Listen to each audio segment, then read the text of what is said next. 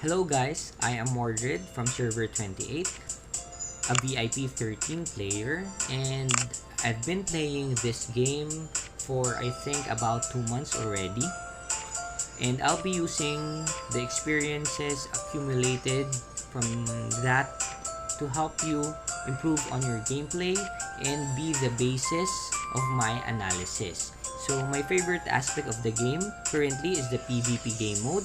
So right now we have a new mode named as Showdown number 1, but simply this is just a cross-server PvP battle in which 8 servers battle it out until one player is crowned the winner.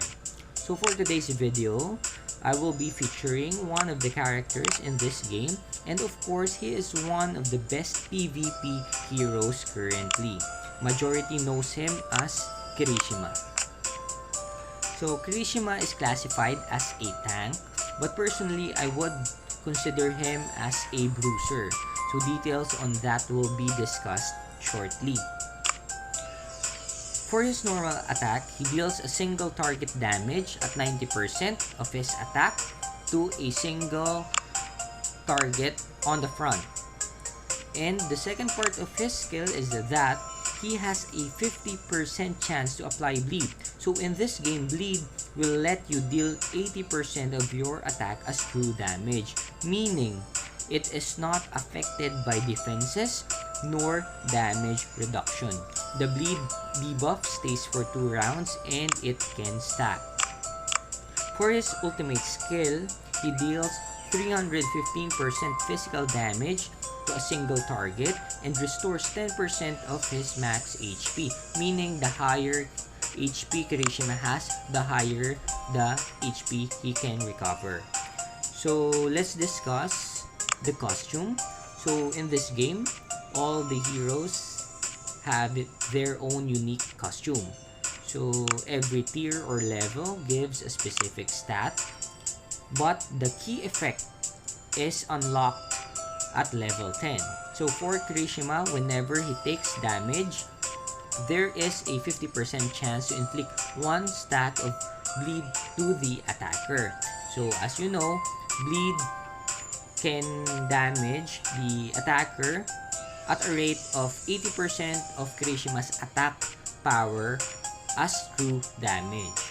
So for the next feature, we have the promotion, or let's just simply call it as the star level of the character. So Kirishima will deal a percentage of the damage he received back to the attacker, and he restores 50% of the damage reflected. So of course, as we level up the character's star, we will gain higher amounts of damage. So it starts at 40%, then 80%, and finally 120%. So next one is the Transcend feature.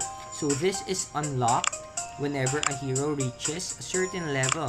So depending on the type of hero, whether he is a support, a tank, a power type, or a physical hero, he will have a set of buffs that he can receive. So for Kirishima, let's focus on some of his buffs. So first off, we have the tank specialty. There is a 50% chance to recover 1 rage whenever he is hit by an attack. Next off is the 10% crit resistance, and finally the crit damage reduction up a 10% as well. So as you've noticed, with the tank specialty, there is a 50% chance to recover 1 rage. So in this game, you need rage to activate your ultimate skill. So in Kirishima's case, like I've said earlier, I would like to consider him as a bruiser because he can deal a specific amount or a considerable amount of damage, and he can heal using his passive skills. So for his chip, so here, the gears. So in this game, we have vambraces, shins, armor, and boots. So of course, whatever gear you have, just use it. And I would like to focus on the chip. So honestly, if you are able to get the number 12 red chip. That is the best you can give him. I think that is the that is the chip that gives you a 20% damage reduction. But currently I'm using the orange one, the chip number 9. So I'm using it for the lifesteal effect. At max level, it gives you 21% of the damage dealt, and it is given to the hero with the lowest HP. Aside from being my tank, I use him as my healer. So I'm just playing to his advantage and to help my team survive more attacks. So given the fact that he can heal himself already using his passive and ultimate, I'm trying to maximize his use by letting him support some of my characters in my lineup. But of course, once my team gets obliterated, this will allow the chip to heal Kirishima alone. So on top of the heal back coming from the damage he reflects, he can now receive an additional 21% coming from his chip. So for his crystal, I use the Tenacious Transistor. So it gives you a HP bonus of 20%, and whenever he receives a critical hit, he recovers 60% of the crit damage. So this will further increase his survivability in battle.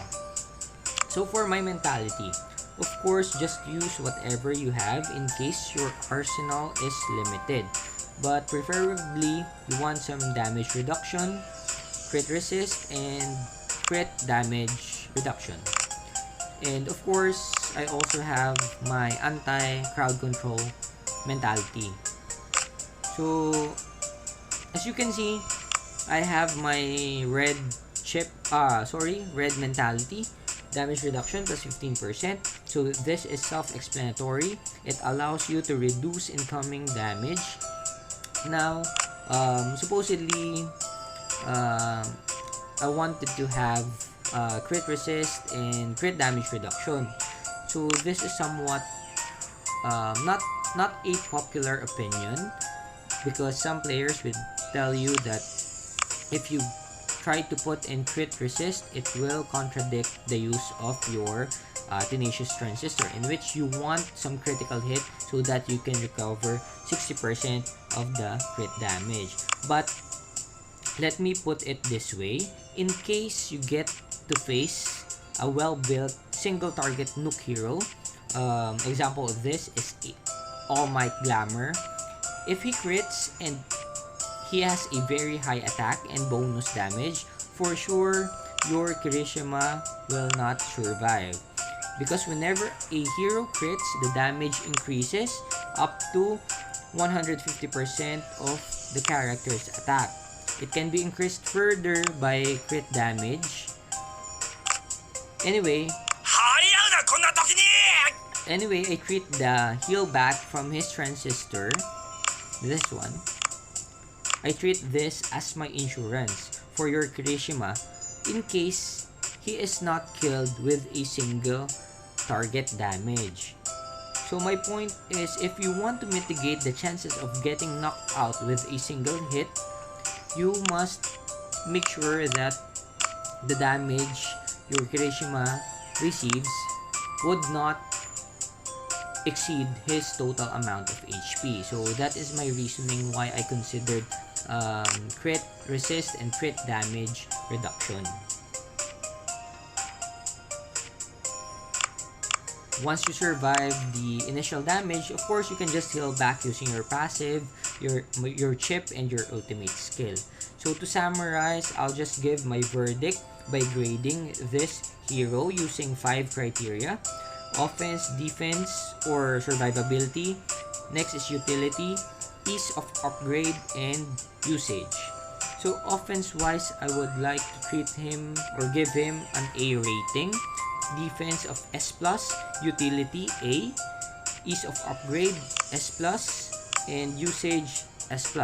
So meaning of usage, can you use him PvP-wise, PvP, and other game modes. So currently, I have him as S plus overall. So that's it for my video for today. I'll be making some more. I hope you learned something new, and you can comment down below in case you have questions. Thank you everyone.